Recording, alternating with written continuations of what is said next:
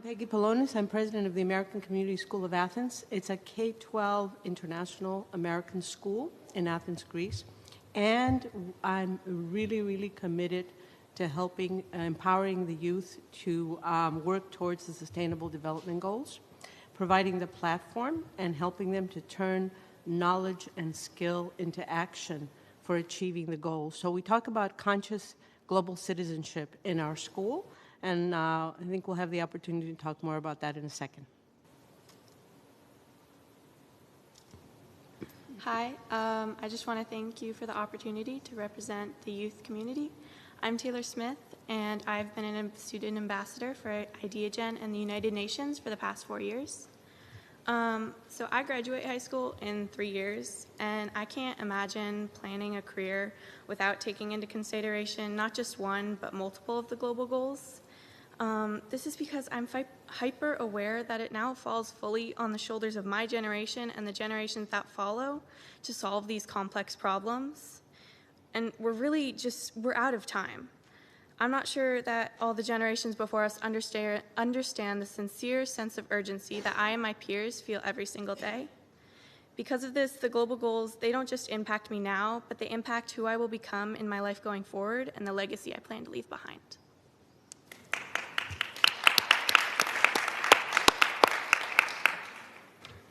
My name is Georgette Boulegaris. I'm representing the Daughters of Penelope, which is an international organization, a women's organization.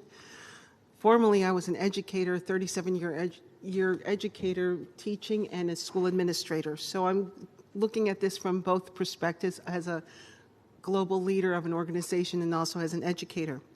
The Daughters of Penelope, part of their mission is education, not only to provide educational opportunities for our youth, but also to encourage our adults, our women, to continue their educational journey and evolving into better forms of themselves so that they can help society and inspire society as a whole community. So I look forward to this discussion. Thank you. George, thank you so much for the opportunity to sit on this panel today. My name is Adrienne Thorpe, and I'm the CEO of Summer Discovery.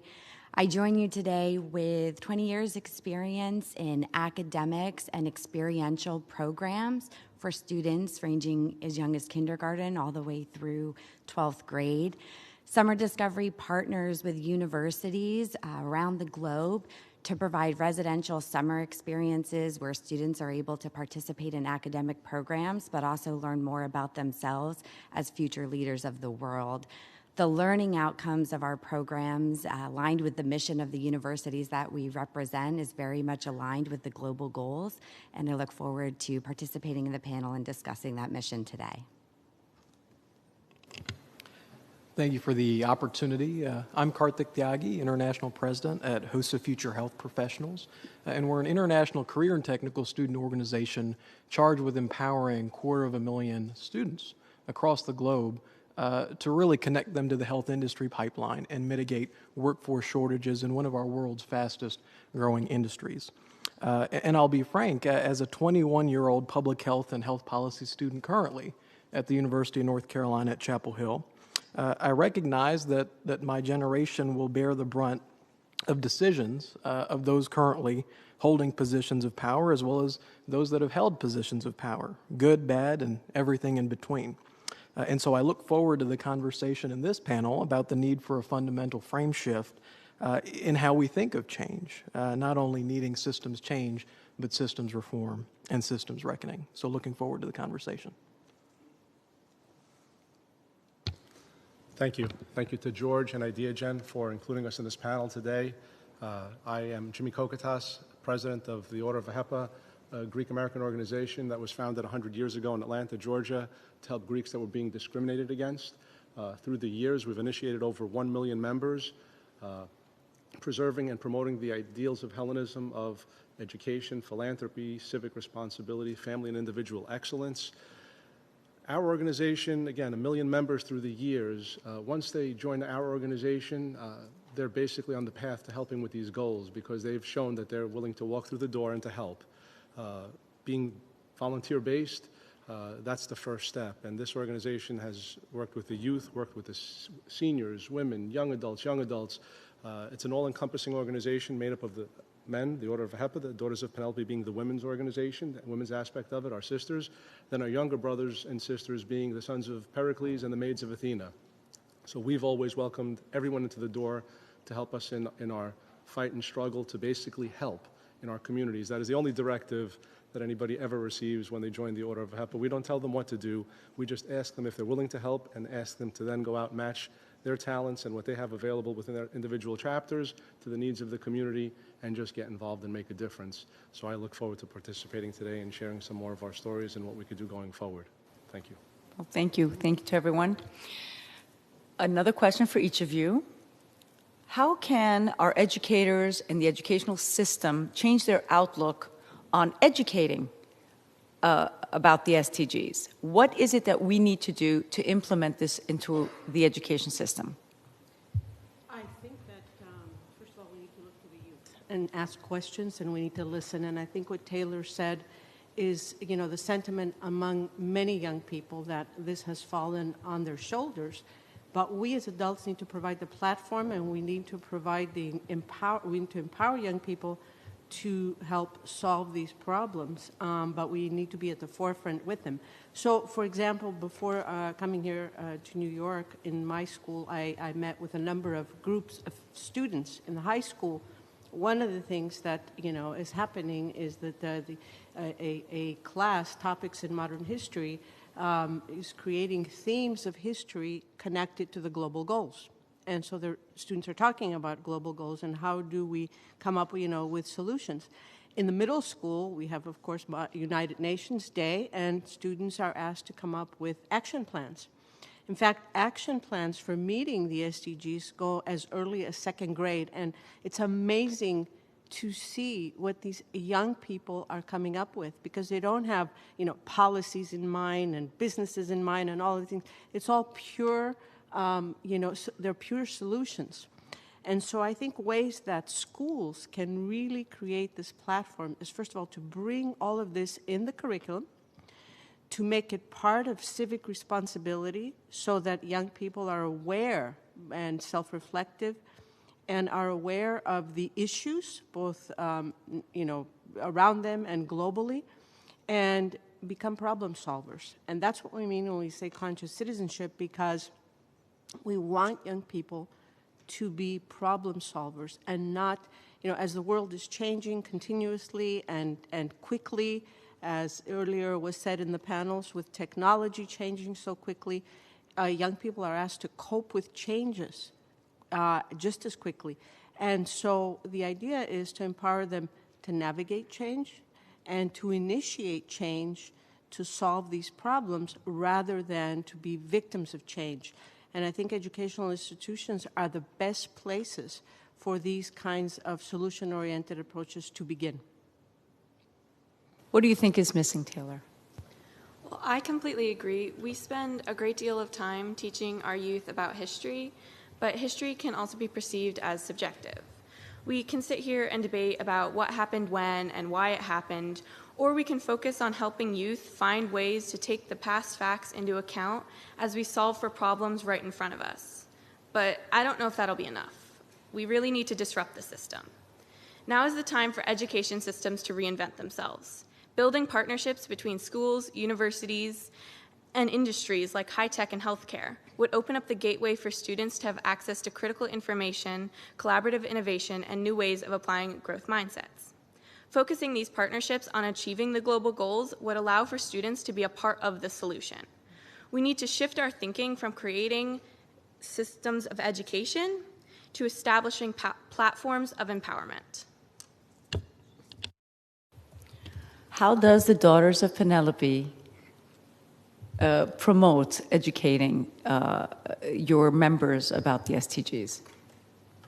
Well, we have an educational foundation that focuses on providing learning platforms for the daughters so that they can learn about global issues and how to promote education within their own areas.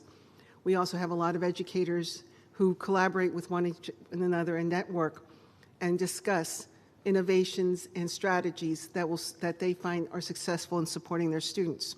So we do a lot of things as an organization. We also encourage to disrupt the system and to create venues and platforms so that the application of isolated strategies can be applied to solution-based problems, so that we are trying to make learning and education as a lifelong journey that will also provide students with the understanding that what they learn can be applied to their growth and progress in the future. Adrian. Taylor, I think you're really on to something. And, you know, it's looking at education through the lens of innovation. And, you know, for us, we're just digging deep to try to find ways to identify cross-sector partnerships and look at ways in which we can work together to innovate curriculum. I think the goals in general are so robust, and they really provide a language that can unify us and focus us on a mission together. And at Summer Discovery, we're working with some of the world-renowned institutions like Wharton, like UCLA, like Cambridge, but we're also looking at partnerships. We work with Inc. Magazine as well as Ideagen to focus on innovative career accelerator curriculum, which gives students the opportunity to explore their interests, develop a passion, and really prepare to be future leaders for tomorrow. But I just think we have a very unique opportunity to come together and just look at this in terms of innovation and what we can do that's aligned with the goals. Tell us about how present are the SDGs in college level universities? For sure. As someone who began an undergraduate college experience in fall of 2019, it was good to have a semester and a half before we saw the onset of a global pandemic. And so I think that when we talk about education systems change, at least at a higher education setting, the first thing we need to determine is if the SDGs are goals that we aim to aspire towards or aim to achieve. And if I hope it's the latter, then we need to really intentionally commit as stakeholders of an educational system to supporting intentionally the next generation of leaders, to move beyond metrics of exclusivity, selectivity, competition, and prestige in education.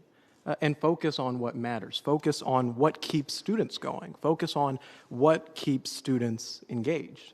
And that's why it's an honor for me to represent HOSA Future Health Professionals, because we have close to 3 million alumni strong over 50 years. I'm proud because we have those conversations as future health professionals. We understand that our role and charge as future health professionals isn't limited by our education and training, but if we have conversations on these SDGs, that it's only an asset and a benefit. We recognize that we do a disservice to health and healthcare when we limit it to the walls of a doctor's office or to the halls of a hospital. Health is interdisciplinary, and so are the challenges that we face today. So it only makes sense that interdisciplinary change is required and interdisciplinary solutions are required. Jimmy, you command a great organization. Tell us a little bit about what AHEPA is doing to promote the SDGs amongst your members. One of the biggest things with AHEPA is getting people to feel it. I always talk about there's not a formula to it. It was built on people that felt the need to give back, an obligation to give back. We've been paying it forward for 100 years. The world today has changed, and there's so many options for both young adults and for adults alike, and options are always good, but at some point you have to prioritize what's really important and what's not.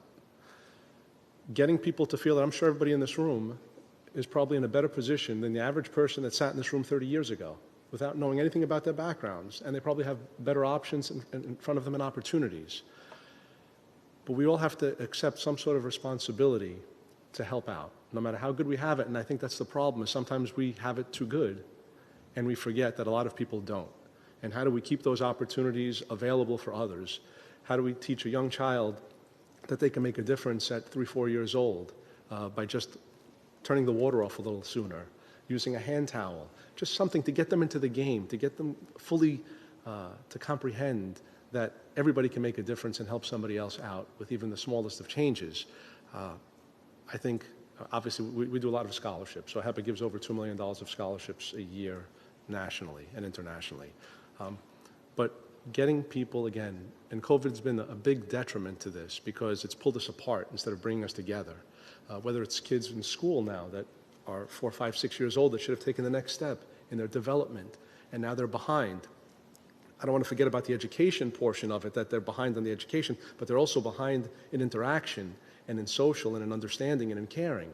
And they've been put in a corner. So getting them re-engaged in society, getting them engaged as soon as possible in society, and allowing them to understand that, yes, they can make a difference, and every difference that they make will only benefit them and their future generations, and getting the older generations and younger to kind of exchange ideas, because some of the older generations don't comprehend all of the goals, and some of the younger ones understand them better but don't understand some of the history that the older generations have gone through, and finding that mix and going forward together so we could all play a part. So what are some of the strategies that can be applied to making the SDGs more relevant to our youth? What are some ideas that you may have to offer our viewers today? I think it's about creating mindsets that look to improving life and living on the planet from a very young age. So, you know, we talked about holistic education, and we talk about educating the youth on all levels: academic, emotional, intellectual, ethical, physical, all of these things. But it's also very important to make education meaningful.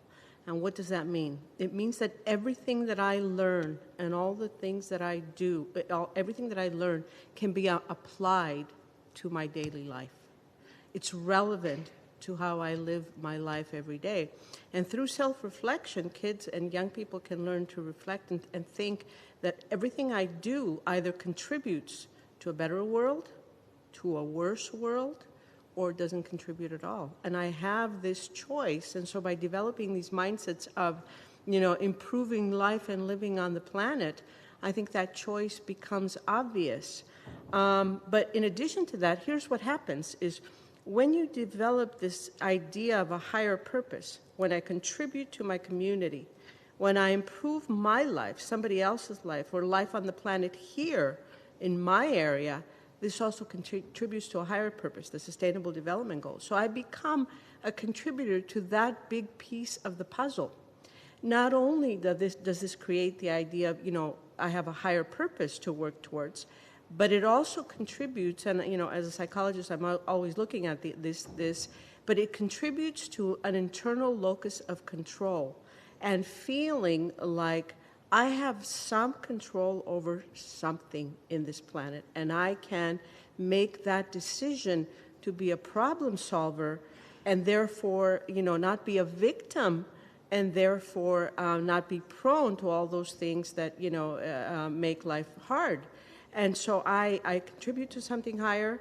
I develop psychological muscle and become a problem solver by contributing here, but also to a higher purpose. And I think there's a loop there somewhere. Yes.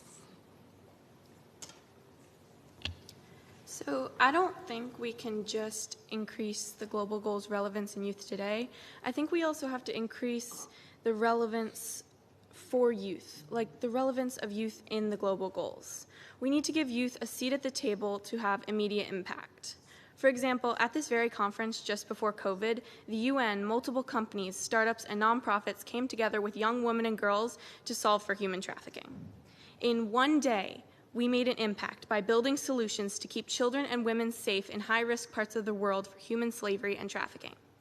This is how we give youth a platform to become relevant through the global goals, which will lead to the global goals becoming more relevant to youth.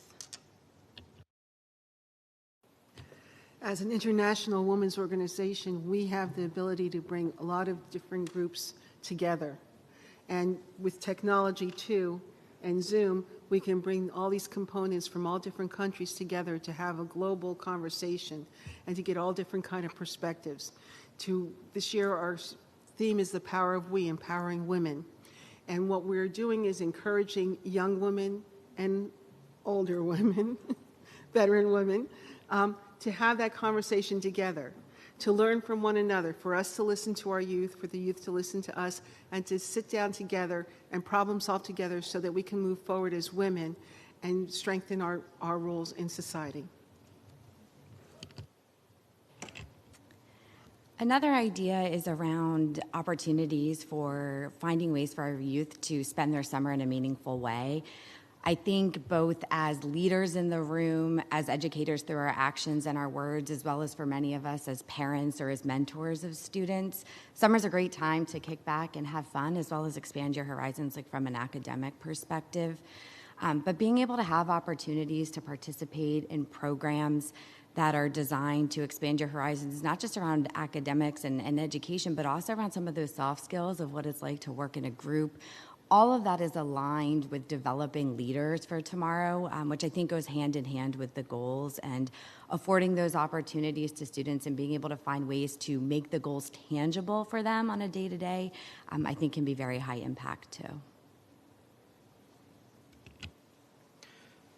I think it's important to realize that for youth, a lot of what youth have went through the past couple of years is something that maybe they've never experienced. And so, this past Monday, being United Nations Day, I couldn't think of a better occasion to rise to the moment, because the people that are counting on us aren't only our children, our parents, our grandparents, it's the children of our children and generations to come. And so when we talk about increasing the relevance of global goals, we have to take to heart the role that youth have in realizing it, in realizing the goals, but also in terms of stake and contribution, in terms of who is it going to affect, who is it going to impact. And I think that that's something that we need to keep at heart today, tomorrow, and always. Thinking about the SDGs from an organizational perspective in health and health education, we recognize that the aspiration ought to be to secure the ability of a student, no matter what they're interested in, no matter what they see as their contribution, to be able to contribute to society, but also to be able to thrive, to be resilient. And I think that starts the most and at the earliest level in being at the youth level. And so it recognizes the need to create and sustain what we hope to achieve, but also the hopes of the students and generations to come. I think we're all responsible to help the youth grow up with a certain hope, no matter how bad things are. I know I've read recently some studies that's one of the telling tales of success in their future or not, is it anybody who grows up with hope. And I think adults are in that same category. There's so much negativity out there. And we've got to understand that things could be better, and we could play a role in things being better. Helping them understand what compassion and empathy is for society and for their fellow human beings, and getting them to put that into perspective. We've never had a more educated society, I don't believe. It's our responsibility to bring some understanding, I think, to that knowledge, because knowledge without understanding is really not capable of too much, I don't believe, for the betterment of the world. For individuals, it'll always help them. They don't need to have that understanding. But it's our responsibility to make sure that hope and compassion are key in people's lives. And as a Greek, I hate to go into philosophy, but young adults should be asked, what they believe in, what they stand for, what they'd like to accomplish in their lives besides accumulating money and titles and material objects. And I think that would help them put it a little bit into perspective and push them and put them on the spot to know that there's something bigger out there. And we all stand in front of them because there were a lot of good people that took that approach and helped us out in one way or another. And it's our responsibility to be good stewards of our communities and of the world, and to give something back and make sure that we leave it in a little bit better place than we found it. And again, getting them to understand that they can do that. And we're depending on them to do that because we depended on people before us. We've done it for them, and they have to prepare it for somebody else. As leaders in your own space, because we have students here as well, tell us what advice you would give to your peers and to the youth, to your peers, about information that you know now that you wish you had growing up? That does not pertain to you, Taylor, but maybe it does because she's really advanced. Well, I think that access to information is so important. I wish I had the kind of access that young people have today. And I think that the advice would be, use that information. Use it to be a problem solver, to create solutions. I mean, I tend to see education through three lenses as an educator for many years, and I think it's so important to provide that platform for everybody to learn and be aware of what's going on around us and in the world. As a psychologist, because I'm always thinking about the well-being of young people, particularly with all the stressors these days and all of the chaos around them. And as a mother, because I'm always asking myself, what do I want? I want my child to be happy. So these are the three lenses that I look at education, and I feel a tremendous responsibility as an educator. And I think that if I had access to the kind of information that young people have today, that would be, I know I would use that to go forward and just do it and make the change. Taylor, I'm going to switch up the question for you. What would you like to share with your peers about the SDGs, and what message do you have for leaders about involving the youth? What would you like to see from the leaders? So I think for my peers, children can make a difference, youth can make a difference. It is soon going to be fully our responsibility to finish the SDGs, to complete them, to also create new ones that we need to use to keep our world alive, and you can make a difference. It doesn't matter how old you are, it doesn't matter how inexperienced you are, it doesn't matter how much you know or not. Try to make a difference and you will. And then for leaders, I mean, it's so encouraging to see countries like India require that organizations who do business in their country must invest back into the people of India, improving the human condition by investing time and funds into education, sustainability, and a commitment to the attainment of the global goals. And I think it would really help youth to see other countries with the higher level of economic capacity and freedom to step up and make similar investments in their people and commitment to the global goals. And for countries with fewer economic capacity and freedom to be able to introduce similar policies with the support of the United Nations Commissions for Trade and Development. By changing public policies, requiring that corporate and government commitment to collaborate for good, and making the much-needed investments to help resources and technologies become available for all, we create platforms for empowerment that will allow the young leaders of tomorrow to thrive. My advice is to embrace the journey, all the opportunities as well as the challenges, because every step is a step in moving forward. Respect yourself. Have confidence in yourself. Ask for help when you need help, because there's always someone out there to lend a hand and to help rise you up. Know that when you fall, you can get up, and know that when you're at the top, you should look around you and see how you can do better, and appreciate all the gifts that are given to you. Peggy, you mentioned the stressors that are placed on our students today, and I think really now more than ever, there is a lot of pressure on our youth to succeed and move forward. So my advice would be, it's okay to make mistakes. It's okay to fail, especially when you look at the amount of change and energy and effort that's going to be required to be successful in the mission and the development of the goals as we look forward. But these moments are opportunities to grow and look at them and say, hey, what can we learn? What will I do different for next time? So don't make the same mistake twice, but own it, learn from it, and continue to expand your horizons. Still, as a student, I'll share a brief message for my peers and then also one for my leaders. And I think that students often find themselves thinking about the can-nots, the should-nots, the would-nots, maybe what we can't do or shouldn't do. But I think that something I talk with a lot of our members about is when you're trying to gain the skills necessary to build on and develop your passions, don't be afraid to do what you love doing or to pursue what it is you're passionate about pursuing. We have to be able to move towards our aspirations head on and shouldn't always necessarily be afraid to stand out when doing so. And finally, it's not enough to sit this one out. It's not enough to sit on the sidelines, because we need our next generation's strengths, contributions, and skill sets.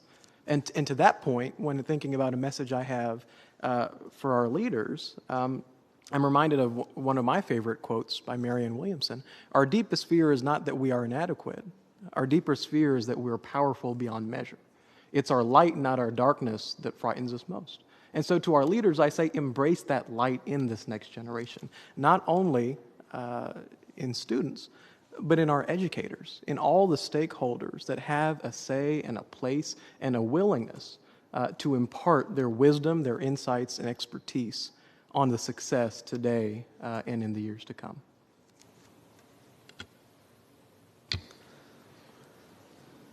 A lot of advice to give. One of the first things I would tell them is to take it slow, but at the same time get something done, because life goes by really quickly. The expression, it's a shame youth has to be wasted on the young, when that starts making sense, you're a little older, unfortunately, and you've missed some opportunities.